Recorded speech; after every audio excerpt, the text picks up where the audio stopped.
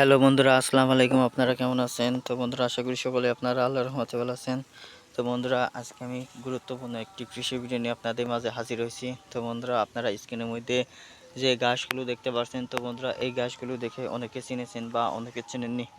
তো বন্ধুরা, আসুন পরিচয় করে দিই এই গাছটির বিষয়ে। তো বন্ধুরা, আপনারা স্ক্রিনের মধ্যে যে গাছগুলো দেখতে পাচ্ছেন, তো বন্ধুরা মূলত এটি হচ্ছে সরকারি গাছ। তো বন্ধুরা, এটি কিন্তু রোপণ করা হয় জমিতে কিংবা বন্ধুরা পুকুরের আশেপাশে কিংবা বন্ধুরা বিভিন্ন জায়গায় এটা কিন্তু রোপণ করা হয়। তার কারণ হচ্ছে বন্ধুরা, এই গাছটি এতই পুষ্টিকর ও সুস্বাদু যে গরুর জন্য, গরু, ছাগল, বন্ধুরা ভেড়া, বন্ধুরা যে কোনো ধরনের গৃহপালিত পশু পাখি কিন্তু এই গাছটি কিন্তু বেশি পরিমাণে খেয়ে থাকে।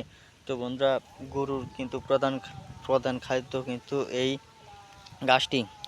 তো বন্ধুরা, এই গাছটি যদি আপনারা গরুকে নিয়মিত খাওয়াতে পারেন, তাহলে কিন্তু বন্ধুরা অবশ্যই আপনাদের গরুর অনেক পরিমাণে দুধ বৃদ্ধি পাবে এবং কি আপনাদের গরুর স্বাস্থ্য দিন দিন বেড়েই চলবে। তো বন্ধুরা, শুধুই তাই নয়, গরুর জন্য খুবই উপকারী একটি গাছ। তো বন্ধুরা, এই গাছটি আপনাদের প্রতি জমিতে বন্ধুরা কিভাবে রোপণ করবেন আমি আজকে বিস্তারিত আলোচনা করব। তো বন্ধুরা, তার আগে যারা আমার এই চ্যানেলটিকে সাবস্ক্রাইব করে না নিয়েছেন, তাহলে বন্ধুরা অবশ্যই আমাদের এই চ্যানেলটিকে সাবস্ক্রাইব করে নেবেন এবং পাশে থাকা বেল আইকনটি অন করে দেবেন। তো বন্ধুরা, এই গাছটি রোপণ করতে হলে বন্ধুরা আপনাকে অবশ্যই কোনো কৃষক থেকে সংগ্রহ করে নিতে হবে বা কারো কাছ থেকে কিনে নিতে হবে। তারপর তো বন্ধুরা, যে গোড়াগুলো দেখতে পাচ্ছেন, তো বন্ধুরা সেই গোড়াগুলো কিন্তু বন্ধুরা আপনাকে রোপণ করতে হবে।